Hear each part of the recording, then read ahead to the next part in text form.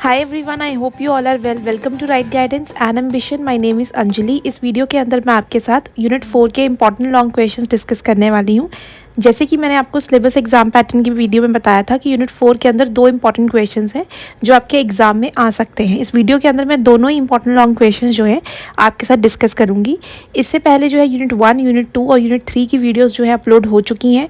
जिन्होंने अभी तक वो वीडियोज़ नहीं देखी हैं उनके लिए लिंक जो है मैंने डिस्क्रिप्शन में दे दिया है। इट्स वेरी इंपॉर्टेंट कि जो भी वीडियोज़ मैं अपलोड कर रही हूँ अपने चैनल पे आप लाइन वाइज देखो ताकि आपको एग्जाम के अंदर कोई भी कन्फ्यूजन ना हो। Now without wasting more time let's start with our topic. So question number 11, discuss the composition, functions and role of the public accounts committee. तो सबसे पहले आपने लिखना है introduction. Governments of a democratic country like India are accountable to the parliament. Indian government जो है वो accountable है पार्लियामेंट को, यानी कि जो भी पॉलिसीज़ और रूल्स रेगुलेशंस वो बनाते हैं वो पार्लियामेंट को उसका आंसर देते हैं। अगर कोई भी पॉलिसी फेल हो जाती है या फिर प्रॉपरली वर्क नहीं कर पाती तो उसका गवर्नमेंट को आंसर जो है पार्लियामेंट में देना होता है। Parliament ensures administrative accountability of the government, और पार्लियामेंट इस चीज़ का ख्याल रखते हैं कि सरकार हर चीज़ के लिए आंसरेबल हो। हर चीज़ जो भी सरकार कर रही है, स्टेप्स ले रही है, डिसीजंस ले रही है, उस चीज़ का रिकॉर्ड जो है सरकार मेंटेन करके रखे। अब यहाँ पर इंडिया के अंदर एक ऐसा सिस्टम है जिसके अंदर हमने पार्लियामेंट्री कमेटीज़ बनाई हुई हैं ताकि गवर्नमेंट की हर एक फंक्शनिंग को प्रॉपरली चेक कर पाएँ और एनुअली रिपोर्ट दें कि सरकार जो है किस फील्ड में, किस सेक्टर में कैसा परफॉर्म कर रही है।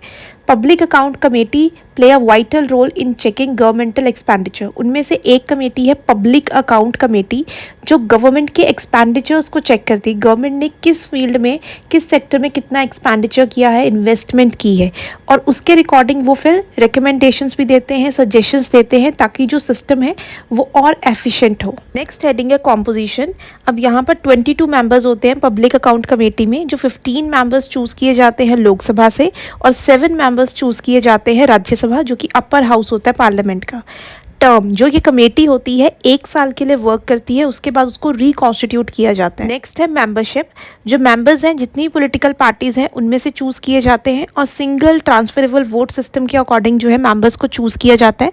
जो स्पीकर होते हैं लोकसभा के हेड, वो इस कमेटी के चेयरमैन को अपॉइंट करते हैं और उन्हीं मेंबर्स में से, जो इस कमेटी के मेंबर्स होते हैं उनमें से किसी चेयरमैन को, उनमें से किसी एक को चेयरमैन बनाया जाता है। और चेयरमैन जिस भी पर्सन को बनाया जाता है वो ऑपोजिशन पार्टी में से कोई मेंबर हो सकते हैं। नेक्स्ट हेडिंग है वर्किंग, कि पब्लिक अकाउंट कमेटी जो है वर्क कैसे करती है। फर्स्ट है सिलेक्शन ऑफ सब्जेक्ट्स। जैसे ही इस कमेटी को बना दिया जाता है उनका पहला काम क्या होता है, जो सब्जेक्ट्स हैं यानी जिस टॉपिक पे उन्होंने वर्क करना है, जिस टॉपिक को उन्होंने डिस्कस करना है उसको चूज़ करते हैं वो लोग। The committee can also select 1 और मोर सब्जेक्ट। किसी एक टॉपिक पे या फिर एक से ज़्यादा सब्जेक्ट्स भी वो चूज़ कर सकते हैं। जैसे कि 2021 और 22 से जो सब्जेक्ट सेलेक्ट किए थे इस कमेटी ने वो थे होम अफेयर्स, टेक्सटाइल, जल शक्ति एटसेट्रा। तो ऐसे बहुत सारे सब्जेक्ट्स भी जो है ये कमेटी चूज़ कर सकती है। Second, sittings and meeting.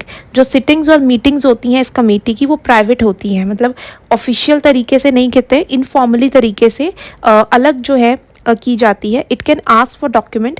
ये कमेटी जो है डॉक्यूमेंट्स मांग सकती है, रिकॉर्ड्स मांग सकती है जिस भी सब्जेक्ट या डिपार्टमेंट की वो लोग स्टडी कर रहे हैं या अकाउंट्स को चेक कर रहे हैं। इवन लोगों को भी बोल सकते हैं कि वो कमेटी के सामने पेश होंगे, अगर उनसे क्वेश्चनिंग की जाएगी तो उन्हें उन क्वेश्चंस के आंसर देने पड़ेंगे कमेटी को। पॉइंट है study tours. In case public account committee को ऐसा लगता है कि उन्हें ज़रूरत है स्टडी टूर्स पे जाने की तो वो जा सकते हैं, but with the permission of the speaker. तो वो स्पीकर का अप्रूवल लेंगे, उसके बाद जो है स्टडी टूर पे जा सकते हैं जब वो पेपर्स को स्क्रूटनाइज कर रहे हैं, चेक कर रहे हैं। स्टडी टूर में जब वो जाते हैं तो वो जहाँ पर भी जिस चीज़ का वो इंस्पेक्शन करने जा रहे हैं या चेकिंग करने जा रहे हैं या स्टडी कर रहे हैं जिस भी मैटर की, वो रिलेटेड टू द मैटर और उनके सब्जेक्ट से रिलेटेड होती है वो चीज़। होल कमेटी और the sub committee can conduct such a tour. तो पूरी कमेटी या उनके अंडर जो सब कमेटी के मेंबर्स हैं वो लोग भी वहाँ पर जा सकते हैं और जो भी वहाँ पर डिसीजन लिए जाएंगे, कम्युनिकेशन होगा, उसको प्रेस को नहीं बताया जाएगा, मीडिया को बिल्कुल भी डिस्क्लोज नहीं करेंगे वो बातें, और ना ही किसी पर्सन को बताई जाएंगी। वो सीधा रिपोर्ट में लिखते हैं वो सारी डिटेल और डिस्कशन और उसको सबमिट करवाते हैं फिर आगे। है कलेक्शन ऑफ एविडेंसेस। जब उनकी इनफॉर्मल डिस्कशंस हो जाएंगी उसके बाद वो किसी भी विटनेस को इनवाइट कर सकते हैं एविडेंसेस के साथ, उनसे क्वेश्चनिंग पूछ सकते हैं और ये सारा कुछ फॉर्मल सेटिंग यानी रूल्स रेगुलेशन के अकॉर्डिंग होगा पार्लियामेंट के अंदर। 5th पॉइंट है रिपोर्ट्स। जो भी उन्होंने ऑब्जर्व किया होता है और जो भी उनकी रिकमेंडेशंस होती हैं वो उस रिपोर्ट में लिखते हैं और स्पीकर को सबमिट करते हैं। उसके बाद वो रिपोर्ट जो है लोकसभा के अंदर प्रेजेंट की जाती है। सिक्स्थ पॉइंट है एक्शन टेकन रिपोर्ट। जब प्रेजेंट हो जाएगी रिपोर्ट लोकसभा के अंदर और जिस भी कंसर्न डिपार्टमेंट पे वो रिपोर्ट थी या जिस सब्जेक्ट से रिलेटेड वो रिपोर्ट थी, तो उनको वो 6 मंथ्स के अंदर उस पर एक्शन लेना पड़ेगा। जो भी रिकमेंडेशंस थी तो उनको जो है पॉलिसीज़ निकाल कर उस चीज़ को ठीक करना पड़ेगा। तो पब्लिक अकाउंट कमेटी फिर दोबारा उस चीज़ पे भी रिपोर्ट बनाती है कि जिस डिपार्टमेंट की वो रिपोर्ट थी और उन्होंने बाद में क्या एक्शन लिया 6 महीने तक उस चीज़ को ठीक करने के लिए। तो इस चीज़ का भी जो एक्शन टेकन रिपोर्ट है ये अगेन जो है लोकसभा के अंदर प्रेजेंट की जाती है, स्पीकर को दी जाती है। नेक्स्ट हेडिंग है functions of the public account committee. First point है नो पार्टी कंट्रोल। किसी एक पार्टी का कंट्रोल नहीं होता है इसमें, क्योंकि सारी जितनी भी पॉलिटिकल पार्टीज़ हैं उनमें से मेंबर्स को चूज़ किया जाता है लोकसभा के अंदर। Second, informal meeting. जो भी मीटिंग्स होती हैं वो इनफॉर्मली होती हैं, प्रॉपर रूल्स रेगुलेशन या पूरा जो सेटअप होता है उसके अकॉर्डिंग नहीं होती, पार्लियामेंट के अंदर नहीं होती, इनफॉर्मली वो लोग मिल सकते हैं। तो इससे क्या होगा, उनकी अंडरस्टैंडिंग एक दूसरे को लेकर और सब्जेक्ट को लेकर अच्छी होगी और वो जो कॉन्सेप्ट है उसको अच्छे से समझकर उसका सॉल्यूशन ईजी से निकाल पाएंगे। Third, detailed discussion. अगर यहाँ पर अब हम देखें कि मेंबर्स जो हैं वो बहुत ही कम हैं, इसकी वजह से क्या होगा कि जितने भी टॉपिक्स होंगे सब्जेक्ट तो उसको डिटेल और डेप्थ में वो डिस्कस कर पाएंगे, जिससे उसका सॉल्यूशन भी इजीली निकल जाएगा। Presentation of material. जितनी भी मिनिस्ट्रीज या डिपार्टमेंट है उनसे जो भी रिकॉर्ड मांगे जाएंगे या इन्फॉर्मेशन या क्वेश्चनिंग की जाएगी वो सब चीज़ जो है उन्हें प्रोवाइड करनी पड़ेगी पब्लिक अकाउंट कमेटी को। स्टेटिंग है शॉर्ट कमिंग्स, यानी कि डिसएडवांटेजेस क्या है इस कमेटी के। फर्स्ट है recommendations are not obligatory, means जो भी ये रेकमेंड करेंगे वो कंपलसरी नहीं होता है मिनिस्ट्री और डिपार्टमेंट के लिए कि उनको वो फॉलो करनी है चीज़ें। Second, members are not expert. जो भी मेंबर्स चूज़ किए जाते हैं वो एक्सपर्ट्स नहीं होते इस फील्ड में, फाइनेंस से रिलेटेड या फिर जो भी उन्होंने ऑडिट्स करने हैं या अकाउंट्स को चेक करना है, जिसकी वजह से जो है कुछ शॉर्टकमिंग्स या कुछ प्रॉब्लम्स जो है वो रह जाती हैं और उनकी कॉन्सेप्ट को जो लेके अंडरस्टैंडिंग है वो बेहतर नहीं हो पाती। Third, selection of some ministries and department. ये जो पब्लिक अकाउंट कमेटी है कुछ ही डिपार्टमेंट में अपनी रिपोर्ट देती है, जितने भी डिपार्टमेंट्स हैं उन सब के लिए वर्क नहीं करती, जिसकी वजह से नेक्स्ट जब टर्न आती है दूसरे डिपार्टमेंट की वो बहुत टाइम लग जाता है, जिसकी वजह से अगर करप्शन हो रहा है या कोई फॉल्ट्स है उस डिपार्टमेंट में वो पता ही नहीं लगता काफ़ी टाइम तक। फोर्थ पॉइंट है policies can not be examined. अब ये जो कमेटी है ये पॉलिसीज़ को प्रॉपरली चेक नहीं करती, ये सिर्फ एक्सपेंडिचर चेक करते हैं कि किस डिपार्टमेंट ने कितना एक्सपेंडिचर किया है एक पर्टिकुलर फील्ड या सेक्टर में। अब यहाँ पर कोई भी डिपार्टमेंट अगर पॉलिसी या प्रोग्राम स्टार्ट करते हैं उसके पीछे एक रूट कॉज होता है, तब जाकर वो पॉलिसी निकलती है, बट उस पॉलिसी का वो कारण ही नहीं जानते, वो सीधा एक्सपेंडिचर पे रिकमेंडेशंस देते हैं कि उन्होंने ऐसा किया तो इतना रेवेन्यू जनरेट नहीं हुआ या फिर जो है ये डिपार्टमेंट अच्छे से वर्क नहीं कर पा रहा है। तो इस सारी चीज़ों को लेके जो है अभी पब्लिक अकाउंट कमेटी जो है ये एक डिसएडवांटेज में है। Fifth, informal meetings. जो भी मीटिंग्स होती हैं वो इनफॉर्मल तरीके से होती हैं, कोई प्रॉपर रूल्स रेगुलेशन मिलने का कोई प्रॉपर टाइम नहीं होता है कि आपको इतनी बार मिलना है या इस टाइम पर मिलना है, इस जगह पर मिलना है। इतनी ज़्यादा इनफॉर्मेलिटी होने के कारण जो मेंबर्स हैं वो टॉपिक्स को अच्छे से डिस्कस नहीं करते हैं थॉरली, जिसकी वजह से वो जो शॉर्ट कमिंग्स हैं उस टॉपिक में रह जाती हैं। पॉइंट है टर्म इज शॉर्ट। जो इनका टर्म है सिर्फ 1 ईयर का होता है, जिसकी वजह से कमेटी जो है अच्छे से वर्क नहीं कर पाती जब तक इनको जो सब्जेक्ट है उसके बारे में अंडरस्टैंडिंग समझ आती है, फंक्शनिंग वो अच्छे से करते हैं। जितने में वो रिपोर्ट तैयार करते हैं उतने में उनका टाइम जो है वो खत्म भी हो जाता है। नाउ एंड में conclusion 4 to 5 lines and it is very important to write the conclusion in the end. इससे आपका आंसर जो है कंक्लूड हो जाएगा। कोई भी इंपॉर्टेंट लाइन्स जो हमने पूरे क्वेश्चन में डिस्कस की हैं आप एंड में लिख सकते हो। जब भी आप 18 मार्क्स का क्वेश्चन लिखते हो इट इज़ वेरी इंपॉर्टेंट कि आप एक पर्टिकुलर पैटर्न को फॉलो करके लिखो। स्टार्टिंग में इंट्रोडक्शन लिखो, जो आपसे पूछा हुआ है, देन उसके बाद आप स्टार्ट करो और एंड में कंक्लूजन लिखो। सीधा जो आपसे पूछा आप उसके पॉइंट्स नहीं लिख सकते, क्योंकि कॉलेजेस में जो आंसर लिखना होता है उसको एक पर्टिकुलर पैटर्न को फॉलो करके लिखना होता है। क्योंकि बहुत सारे मैसेजेस आ रहे हैं, बच्चे कन्फ्यूज़ हो रहे हैं कि मैम क्या इतना सफिशिएंट है, क्या सिर्फ हम पॉइंट्स लिख दें, कि नहीं, आपने पॉइंट्स सिर्फ अकेले नहीं लिखने होते। आपने जितना भी क्वेश्चन मैं आपको बता रही हूँ इस वीडियो के अंदर आपने सारा ही लिखना है अगर आपको पब्लिक अकाउंट कमेटी पर आएगा। Now last important question from the unit 4, that is question number 12. Discuss the composition, functions and roles of the estimates committee. तो सबसे पहले आपने लिखना है introduction.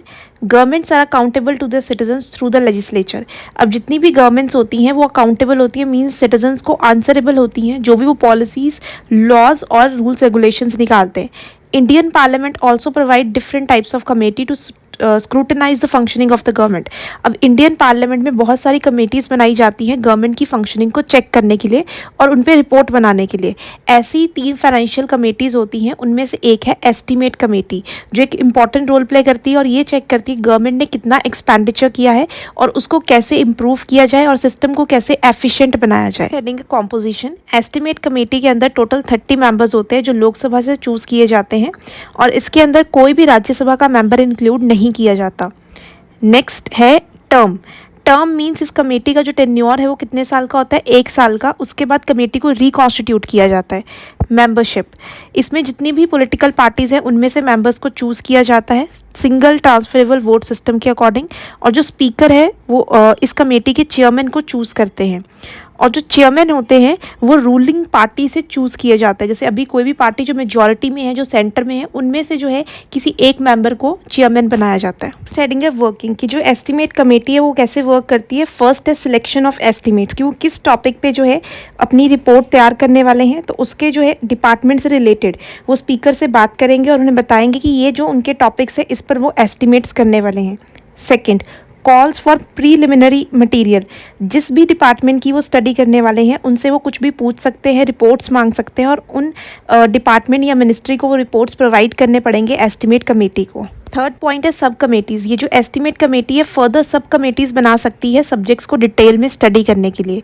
Fourth, on the spot study, अगर एस्टीमेट कमेटी को ऐसा फील होता है कि उन्हें ऑन द स्पॉट स्टडी करनी है, जो सब्जेक्ट्स है उसको डेप्थली स्टडी करना है, तो इसकी वो स्पीकर से परमिशन लेकर उसको स्टडी कर सकते हैं। और in case of such a study committee can ask for document, और उसको स्टडी करते वक्त वो किसी भी डिपार्टमेंट से जो है मटीरियल और जो डॉक्यूमेंट्स हैं वो मांग सकते हैं।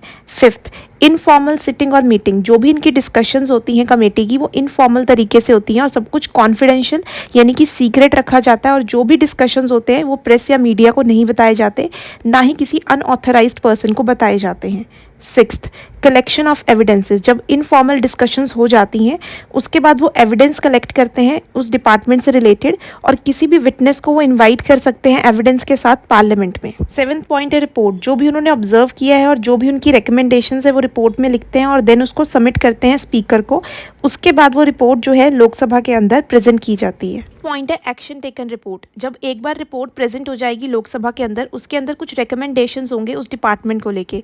6 महीने के अंदर अंदर अगर वो डिपार्टमेंट कुछ रिकमेंडेशंस के अकॉर्डिंग पॉलिसीज़ या प्रोग्राम्स निकालते हैं जो उनकी शॉर्टकमिंग है उनको ठीक करने की कोशिश करते हैं, तो उस पर भी जो है ये एस्टीमेट कमेटी जो है वो रिकॉर्ड बनाती है, रिपोर्ट तैयार करती है और उस रिपोर्ट को जो है लोकसभा के अंदर दोबारा से जो है पेश किया जाता है। अब आपको यहाँ पर ये जो पॉइंट्स है ये रेपिटेशन में लग रहे होंगे क्योंकि दोनों ही जो कमेटी हैं पब्लिक अकाउंट कमेटी और एस्टीमेट कमेटी, उनकी वर्किंग भी सेम है, उनके फंक्शंस भी सेम है और उनके शॉर्ट कमिंग्स भी सेम है।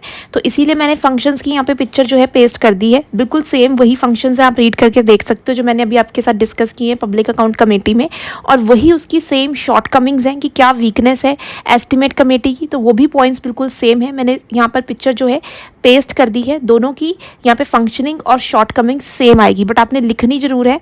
इन केस अगर आपको कोई भी कन्फ्यूजन हो तो आप नीचे कमेंट करके पूछ सकते हो। एंड में आपने कंक्लूजन लिखना है, जो भी इंपॉर्टेंट लाइंस आपने पूरे क्वेश्चन में डिस्कस की हैं एंड में आप कंक्लूजन में लिख सकते हो, and it is very important to write the conclusion in the and.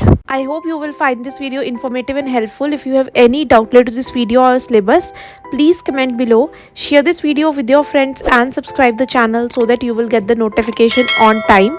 All the best achievers. Have a nice day.